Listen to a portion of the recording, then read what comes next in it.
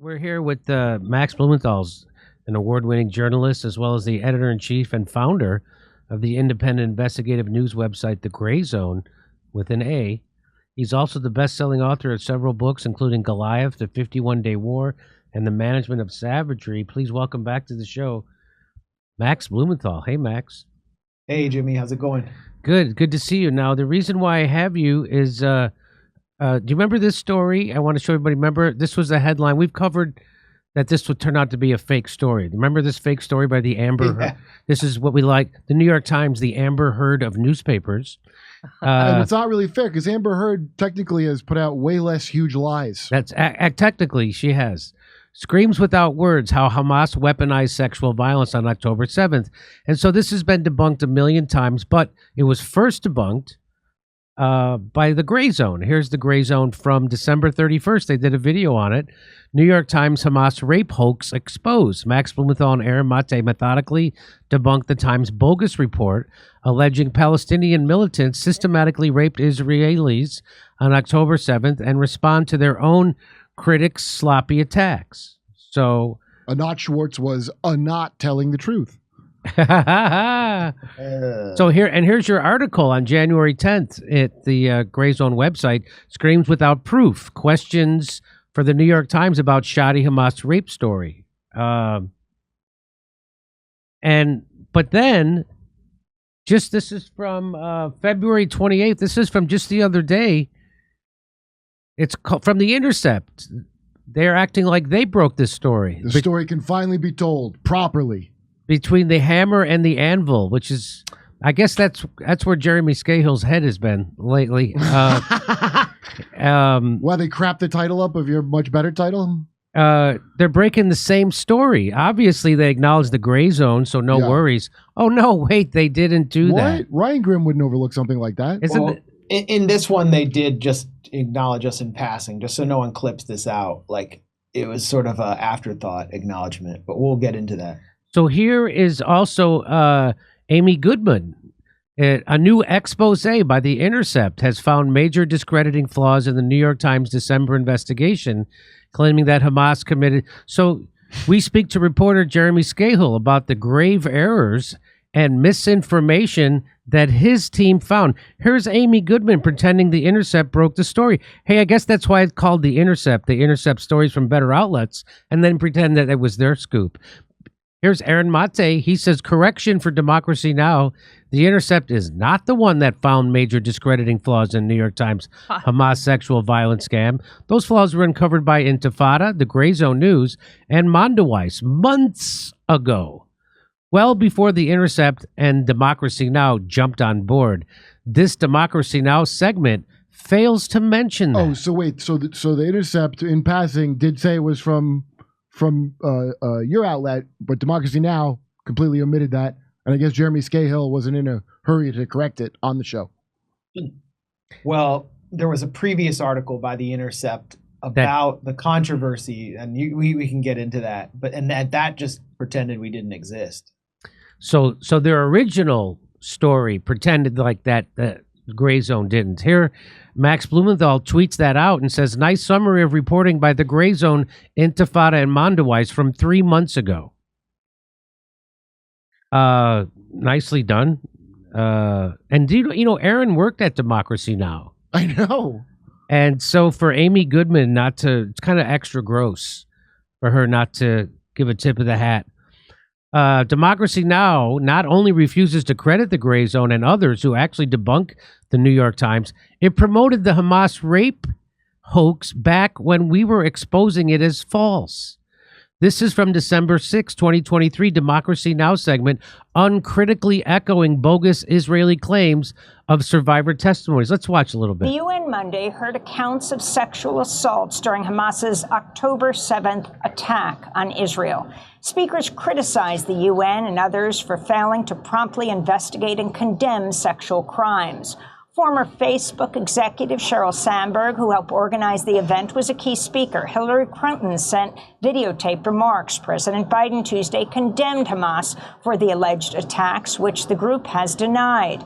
The nonprofit Physicians for Human Rights Israel last month released a report detailing survivor accounts of sexual assaults, which it said were widespread on October 7th.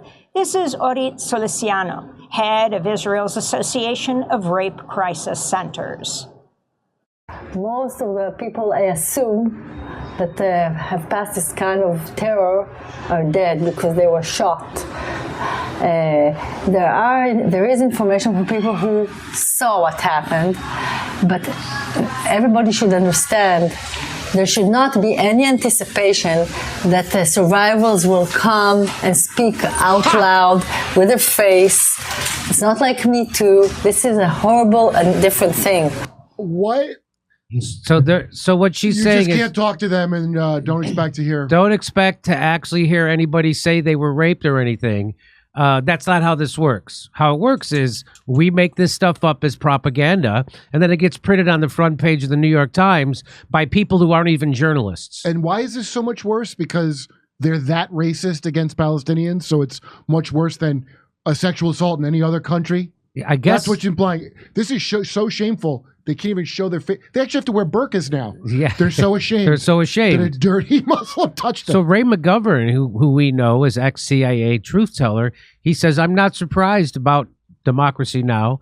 I found it hard to conclude that Amy can act as a cog in the system until I was put on the no-invite list. Amy couldn't believe that Dems come spooks fabricated Russiagate. She picked Empty Wheel, who admitted sharing inside information on Russiagate with the FBI out of patriotism. She outed her own source to the FBI. That's what Empty Wheel, that's what he's talking about. Democracy Now! Is the Bernie Sanders of independent media, and that is why we call her Amy Goodbad, host of Hypocrisy Now! Is that why one corner of her mouth is turned up and the other down at all times? I think because she embodies the... it might be. Well, here is Ryan Grimm repeating. This is back from December 4th. Instead of debunking it, he repeats it. He says Jayapal called the sexual violence carried out by Hamas horrific and condemned it repeatedly in this interview. So he's validating that. He's not saying, hey, those were bogus. And Aaron Mate comes in and says, how do you know Hamas carried out sexual violence? Jayapal parroting evidence-free allegations is not something to welcome. You should at least use the word alleged. And he doesn't. He didn't use the word alleged. And, well, there was no cover. This is from December 24th.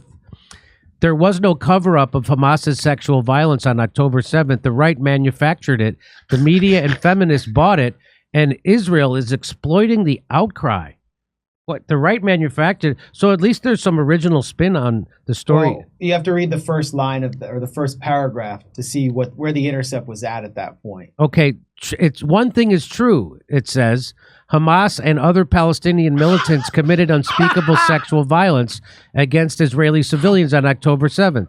Well, that turns out that's the one thing that wasn't true. One thing is true. So the thing that drives me nuts is that the Intercept is now shitting all over the New York Times for that false story when they printed just as false things in their own. And so I said this on the show last Friday, and I said the Intercept shouldn't be wagging their finger at anybody. They should be wagging their finger at themselves for their shitty coverage, which I knew this.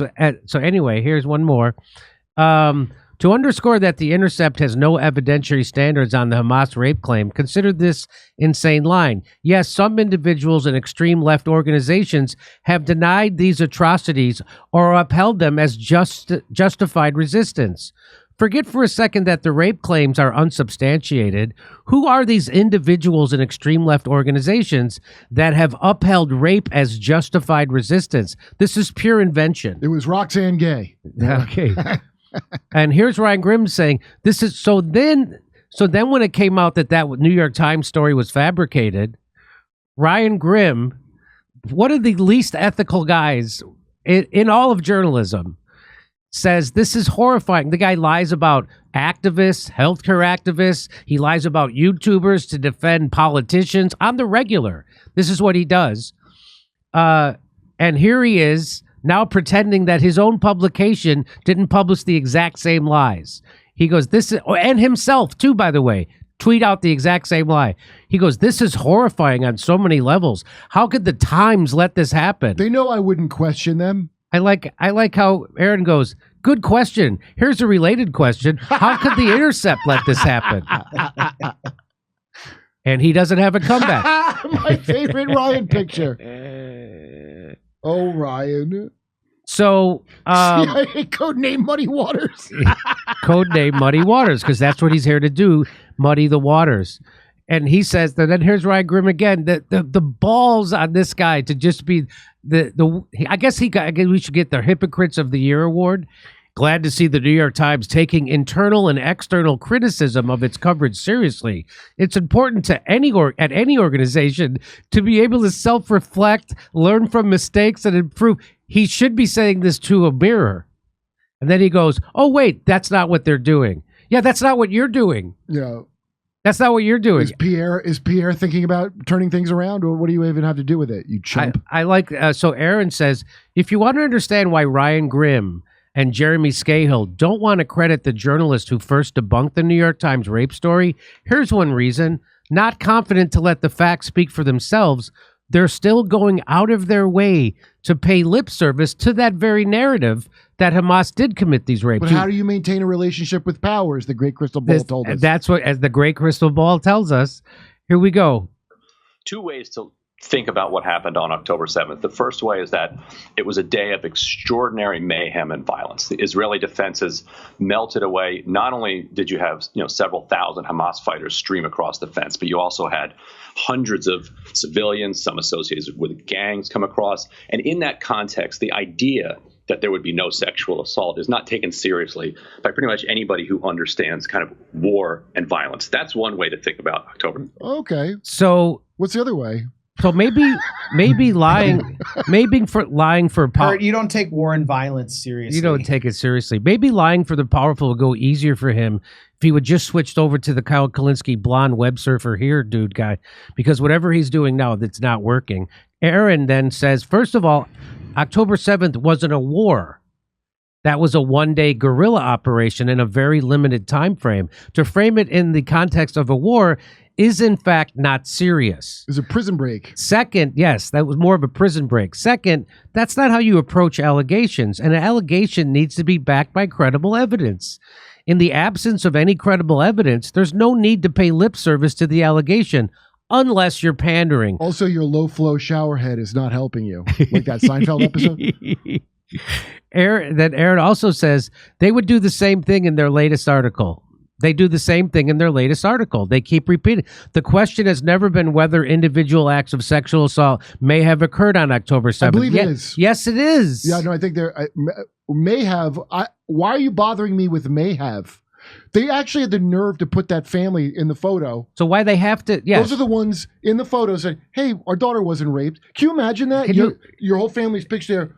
Oh, we're sad because of the rape, and you had no idea they're going to make this. No idea they're going to make this up. Child. So what this is propaganda that the Intercept and Ryan Grimm is happy to repeat along with Democracy Now, because they have to make the people. So because what Israel is doing right now is so horrific, they have to somehow make the people they're doing it to be just a little bit worse than they are. And that's the point of this. Let me bring in Max Blumenthal, who actually broke this story and that the Intercept hijacked and Democracy Now pretended they didn't do it. What do you have to say about this, Max? Well, this is like the role of the Intercept and Democracy Now is like when a narrative starts to emerge that's challenging power and they realize that it's actually legitimate and we've already taken all the attacks for it, we've already been smeared again and again, and then they realize it's true months later after validating it, they come in and basically claim credit for it, take the baton and run with it. They aren't posing as actual alternative. They're not actually like alternative media. They're what the New York Times might have been if it had been slightly more ethical and slightly more independent. And many of them have aspirations to work for places like the New York Times. So they have this culture of respectability politics, which is why they couldn't cite the Grayzone in their initial piece by Ryan Grimm and Daniel Boguslaw, which was about how the New York Times shelved this edition of its daily podcast under internal pressure. Basically, the staff was freaking out because they had published this piece by Jeffrey Gettleman and Anat Schwartz and company that we blew out of the water. We, Electronic Intifada, which is actually one of the first online pro-Palestine or Palestine-oriented publications taking on the Israeli propaganda, period, that ever appeared online, and Mondoweiss, which is one of the first major, maybe the first major Jewish anti-Zionist kind of news and analysis outlet. So they just came and just took all the credit from everyone. They didn't tell their readers why there was this controversy at the New York Times. I know for a fact it was because of us. Me ripping to shreds from top to bottom all the sources that the New York Times relied on, all their demonstrably false testimonies. The Intercept, as you demonstrated in that intro, hadn't even weighed in yet. So their readers weren't even informed on why this controversy had developed. And then when they come back with their follow-up piece, which includes Jeremy Scahill on the byline, I basically had to lobby someone at the Intercept and say, "Are you going to credit us this time?" And they did, but I was credited just with like one tweet. I kind of had to like help them find it, and we were relegated to the sidelines of the article. And the article, the subheader of that article is the story of the New York Times controversy. You know, if you're going to tell the story, it should start with us ripping that piece to shreds. But again, the readers aren't told how that piece was clinically dismantled. And now they have a new piece up, Ryan Grimm and Jeremy Scahill, which it does credit us, Electronic Intifada and Mondoweiss. But again, it's credited as they had previously raised issues, as if they're doing the debunking, when in fact, this new piece, all it does is recycle debunking I've already done. In fact, I went even further than them in exposing the phony source that they're exposing now. So they're basically just trying to come in and take credit for work we've already done, fundraise off it, maybe win some awards. I don't know what and water it down. What the issue is, and water it down.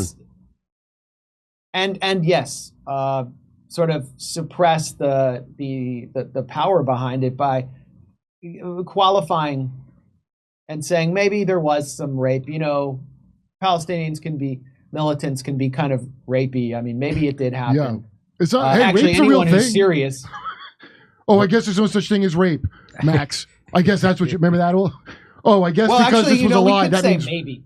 Let's just say maybe. I mean, we don't totally know what happened on October 7th, but what Ryan said there was that anyone who's serious about war and violence has to assume that this happened, even though there is no evidence. Yeah. So as a journalist has to uphold some evidentiary standard, but none is being upheld here. And that's, again, part of the respectability politics culture that pervades the Intercept, where they're more concerned about how they're perceived by legacy media than by their own audience or by the grassroots political forces that are out in the streets surrounding the Israeli embassy, putting pressure on institutions like the New York Times and protesting this genocide in Gaza. And so that, to me, it's not real, independent alternative media. It's sort of like an ersatz version of the New York Times. It's not surprising that they've shared staff with so many mainstream outlets. Dude, Jeremy from The Quartering is better than Ryan Grimm. I'll say it right now. No doubt about it. No, Jeremy The Quartering, way better than Ryan Grimm. Well, Jeremy went on Democracy Now! Initially about, some piece he did debunking Israel's atrocity fabrication, something we, Electronic Intifada and Mondoweiss already did, not crediting us. And then he said he learned this from his own research. Those were almost his precise words. Jeremy Scahill? Scahill. He's talking about... I guess his research was reading the Grayzone. Yeah, that's what I was thinking the whole time. Like, we just explored a bombshell report from another better source. No, I made this other guy reports on nerd stuff usually, but actually has... that would be like me, check out my new book. It's about Blackwater. I got to read that I mean- Squad book still, because there is a part where Bill Clinton apparently saying about Hillary said she couldn't sell pussy on a troop train as her trying to have a woman angle, how bad of an idea that was for her campaign. That is in his book, supposedly. And Well, I mean, that's a good scoop, and you know, I'm glad they're bringing. I'm the breaking that forward. story. Kurt's breaking that story. Well, I want to be the first one to I mean, break that story. Ryan had sources in the New York Times. I'm glad they got that out there. It's deepening the crisis for the New York Times. I'm glad that's happening. It's just unethical to not cite us and the outlets that actually created this crisis. And it says everything about the kind of mainstream alternative media that we're seeing crop up. That's like fake alternative media, billionaire-backed outlets. I mean, you see it on the right too. Billionaire-backed outlets and phony alternative podcasts that are actually reproducing mainstream narratives while co-opting a certain element of what's germinating in alternative media. And here, you know, they waited for months. I was attacked so many times for like Katha Pollitt, the arch second wave in-house feminist at The Nation, called me and Aaron rape denialists, which was slightly better than what she said about Matt Taibbi and Mark Ames, which is she just called them rapists. She didn't call you rape apologists? She called us rape denialists. That's even worse. Yeah. It's sort of like a Holocaust denier. But I mean, we were getting these attacks, and all along The Intercept was sort of dabbling with the same narrative. Like, oh yeah, the one thing is true. Hamas did this. And then all of a sudden, they realize, wait a minute, people at the New York Times, like staffers, are taking our work seriously because they actually read it and they realize that we have demonstrated that this story is just false, that what these sources are saying is not backed up by evidence. And then they come in when it's safe. So to me, that's also sort of, I mean, that's just typical of mainstream alternative media, is waiting till a narrative's safe, but it's still kind of contrary to, because mainstream media has moved so far into the pro-war neocon realm that it's like lost all credibility. It's directly in a billionaire's asshole all the time now. Well, that's how far it's moved. It's in the colon now. I mean, this to me, him tweeting this out on January 2nd, this is horrifying on so many levels. How could the Times let this happen? He'll never say that about his own Intercept that actually is still doing it, by the way. How can you let it happen, How Ryan? could you let it happen? You're the DC bureau chief. How could you let it happen at the Intercept? It happened at your publication. He's gonna, let's pretend that didn't happen, and let's pretend that these guys somehow have integrity, and that somehow Ryan Grimm is the arbiter of truth and journalistic integrity. A guy who's on the take from billionaires. How many billionaires to pay his salary now? I don't know. Well, it was up to 3 at one point. And hey, Jamila PayPal, she condemned those rapes, those fake rapes that never happened. So cut her some slack. What a chump he is. The guy, I mean, I'm reminded of, if you on Twitter, if you look up #GrimJob, you'll see a lot of his best work. One of them was when he tweeted out a deceptively edited video about me, saying I didn't get a joke that David Sirota was making, and he cut the part off where I said, "Hey, that's a good joke David Sirota made it." Really? Yes, he did that. Yes. That's the DC bureau chief, so desperate to try to smear a YouTuber because I do the thing they can't stand. Wow. Tell the truth about them. He cut that video up about as well as he does his own hair. Yeah. Yeah, I mean, I don't want to get into, personal attacks. You all have I do. different. Yeah. Yeah. I have like several more That's loaded. your if I may. prerogative. That's your prerogative. I mean, you have a different history with Ryan than I do, but it's really, to me, this is about just the culture that the Intercept represents, and that they just can't. Like, I just couldn't believe reading the latest piece they did, where they're just going over information research I already did, that I already put out there, and then at the end there's a throwaway line about how we had raised questions about some of this. It's like, why even bother putting that out? Like, what are you trying to accomplish? Like, I'm sure that, like, I don't think it adds any value. The New York Times stuff, great. You moved it forward. Tell your readers why there is a controversy at the New York Times. Tell the truth. And they didn't do it, and I know for a fact they didn't do it because the gray zone is considered toxic, because we challenge other anti-imperialist narratives that upset powerful people. So we challenge the Russiagate. That we would challenge Russiagate when, the mainstream alternative sort of left liberal media was lapping it up. All these sites that have fallen apart. We challenged the phony Uyghur genocide narrative that was used to ramp up the new Cold War on China. We challenged the whole narrative of Assad deploying chemical weapons in Duma, for example, which justify US and UK missile strikes. And throughout all of those times, the Intercept was on the other side, pushing the dirty war on Syria, pushing the new Cold War on China with dubious leaks. Actually, a month before Qasem Soleimani in Iran was assassinated, the Intercept published Iran leaks from a dubious source. It looks like Western intelligence might have leaked those to the Intercept.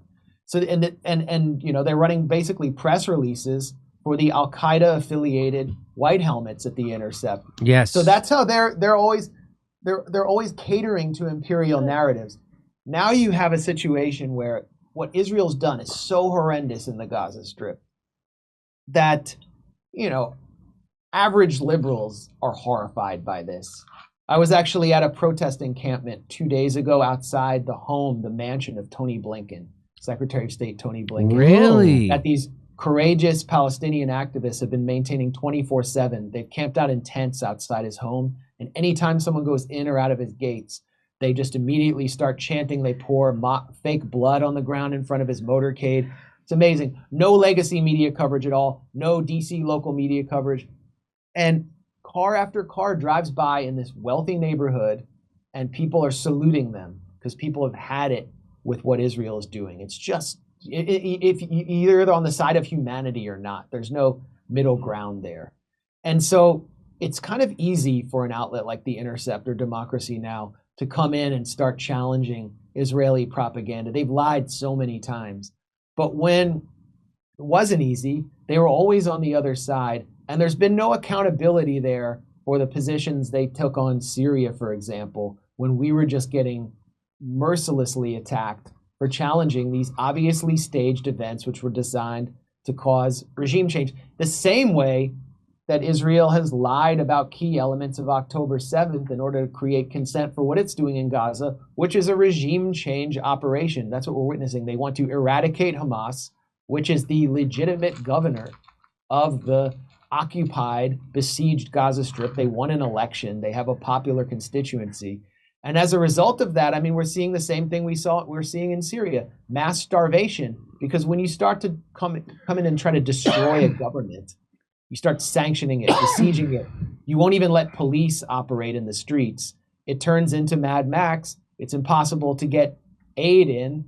Aid trucks get raided, and people and obviously food isn't getting in because Israel's blocking it. But people start to starve. But that's the same thing that happened in Syria, and the Intercept was on the other side. So what we need to have like a clear accounting of where these outlets stand on the issue of imperialism, on the issue on the system that makes this genocide in Gaza possible.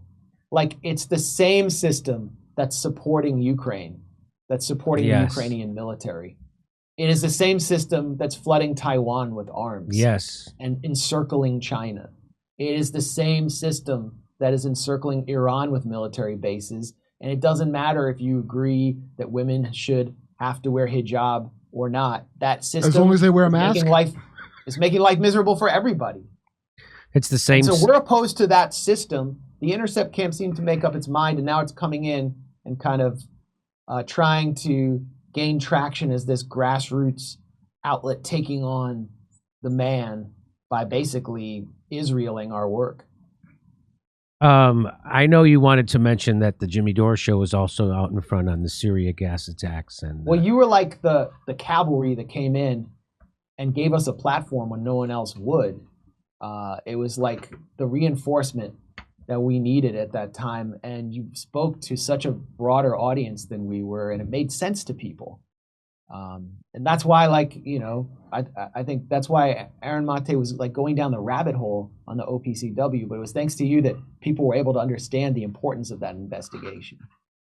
Yeah, I'm still pretty. And the Intercept was just attacking it again and again. Yeah, the scarf sniffing was the part where they really kind of blew it on the fake chemical story.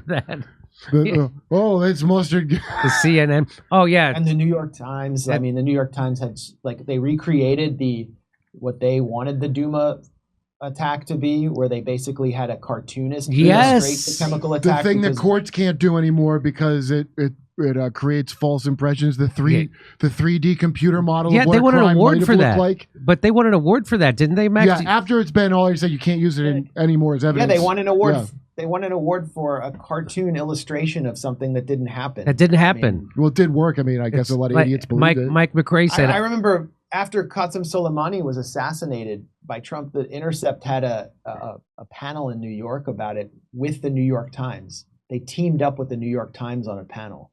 Wow. It's like, how can you team up with the New York Times on a panel about one of the most hideous acts by U.S. empire? And of course, Mehdi Hasan was on that panel. He now has a mainstream alternative media outlet called Zeteo that he's pushing because he was pushed out of MSNBC for telling the truth on one issue. It's like all the way up to October 6th, all the way Mehdi's shilling for Biden, selling the war in Ukraine, selling the new Cold War with China by hyping up Uyghur genocide, doing supporting censorship, all the work that. And just being a member of the mainstream media. So before that, he was at Al Jazeera and The Intercept, and he was crafting the trajectory of his career so he could one day join MSNBC or a mainstream outlet. And now he's independent, and he's declaring that he's billionaire free and that he will finally tell the bracing truth about how the media has coddled Donald Trump. And if the media isn't held accountable, that Donald Trump will win again. Have you read his book? That's your criticism of the media? Wow. They've coddled Donald Trump. Like, I've never seen them, and I don't support Trump, but I've never seen the media be more unfair to a president. Have you read his book, How to Win Any Argument Except That One? Yeah, just interrupt your guest constantly. Yeah, I mean, I called him out for lying about Assad and for lying about the gas attacks. I called him out he even smeared Seymour Hersh. I mean, that's the kind of guy that fits in well at the Intercept. My friend? My friend. The Intercept will never tell you the truth about they wouldn't do it. It was just or Russiagate. They wouldn't. I remember Ken Klippenstein, who's such a fraud. He said he didn't cover Russiagate because it was boring. The biggest story of his lifetime. He tried to pretend he was also one of those guys who pushed that ivermectin was horse paste. You know, whatever the whatever the establishment. I remember him just celebrating the deaths of like overweight people who were in their mid 80s. Yes, who happened to be unvaccinated. He was just gleefully delighted with that. Yes. Yes. Which also speaks to the culture at the Intercept. That's the culture at the Intercept, of course. I mean, they started out good, and they went downhill faster than anything. I mean, and you have it on the right too. Like there's this alternative veneer that various billionaire-backed characters uphold because mainstream media, including Fox News, post-Tucker, are just so discredited among the right-wing grassroots, and they basically steal a lot of ideas and soften them from the dissident right and also from the left. And Elon is sort of fostering this culture. But like you can look at Bobby Kennedy and his campaign also as a dimension of this. All of them swallow the poison pill of Israel, of Zionism, including Alex Jones, for example. He just will not take on. He says he's against the New World Order, and he will not take on. We brought it up on the show. No, when I haven't watched his reporting on it, but when I brought it up on our show, he was he was against the Israel narrative in Gaza. So maybe He acknowledged every goddamn thing we said to him. everything we said, he didn't fight, he didn't push back, and he acknowledged it. So I had heard that about him too, and so that's why we brought it up to him.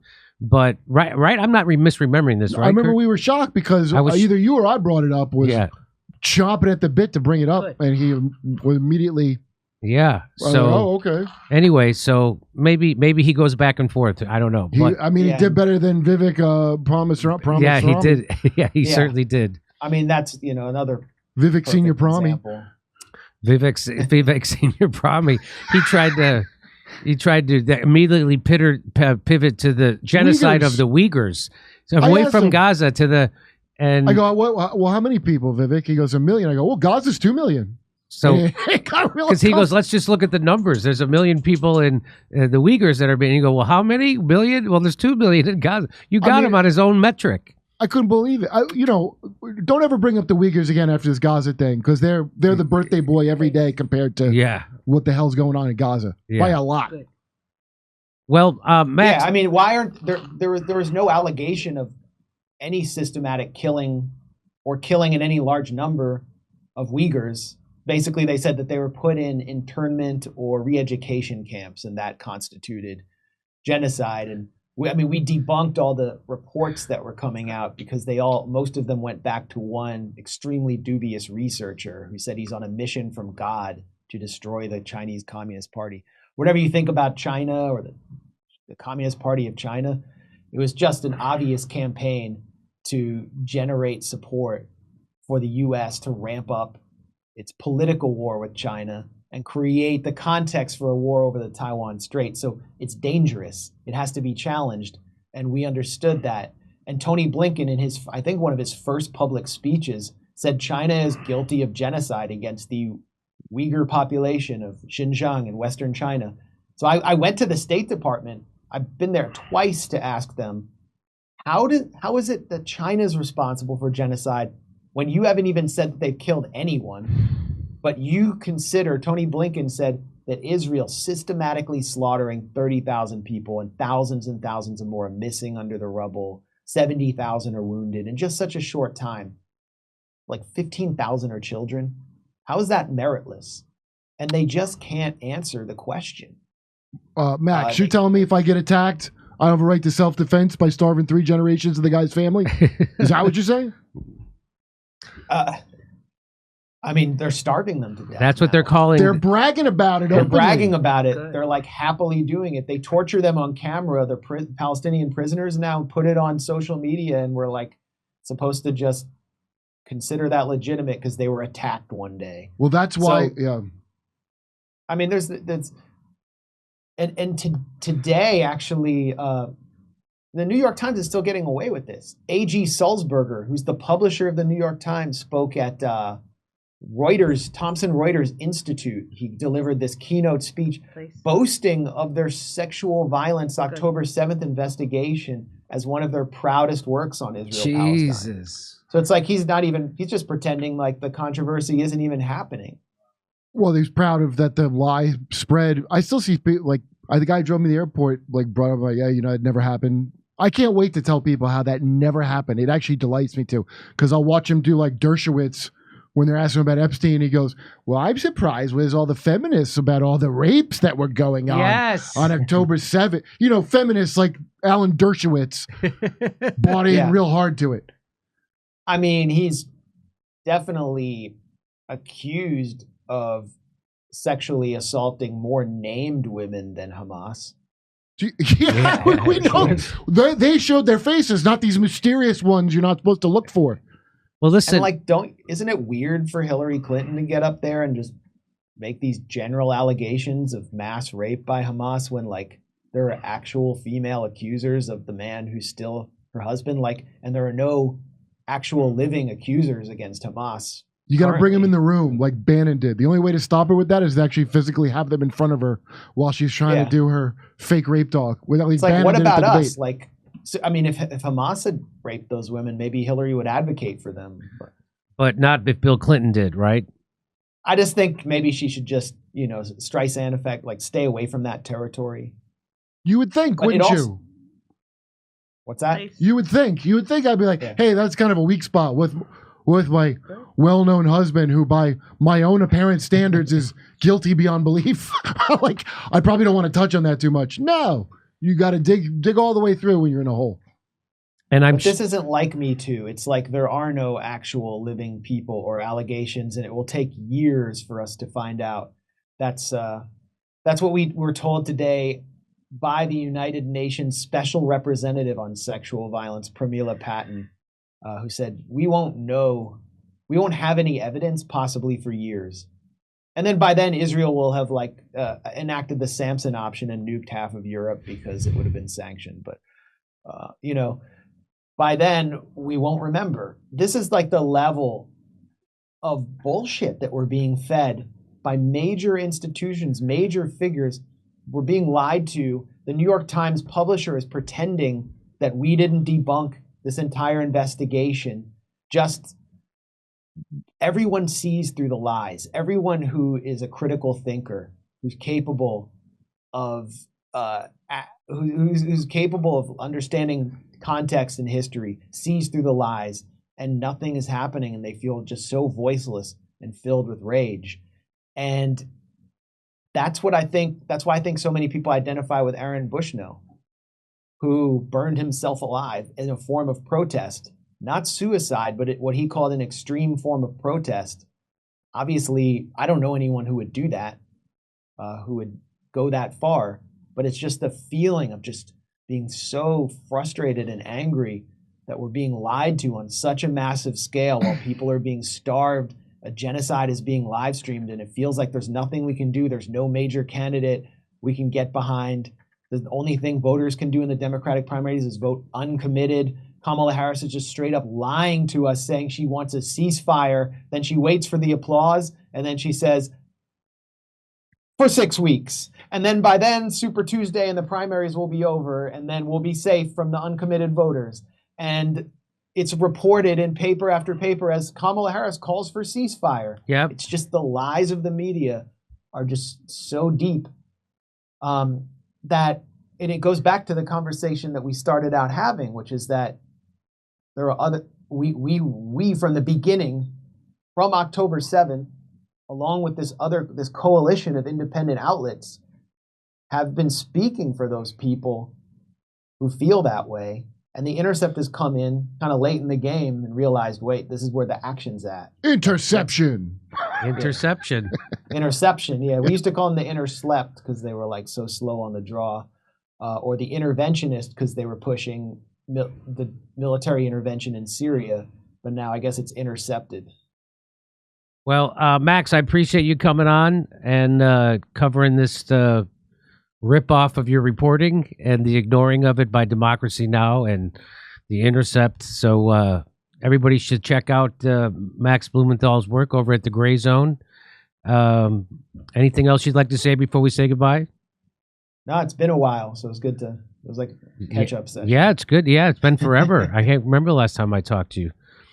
Well, let's do it again soon. Okay, yeah. Hey, did you see that story about how they arrested that Blaze reporter on over January 6th bullshit? I saw it. I haven't really dug into it. Okay, I'm going to dig into it. Hey, are you going to Icarus? Are you going to Icarus Festival? Yeah. I'll see you there. I'll be there. When is that? I think it's in April. June? April? Is it June? No, June.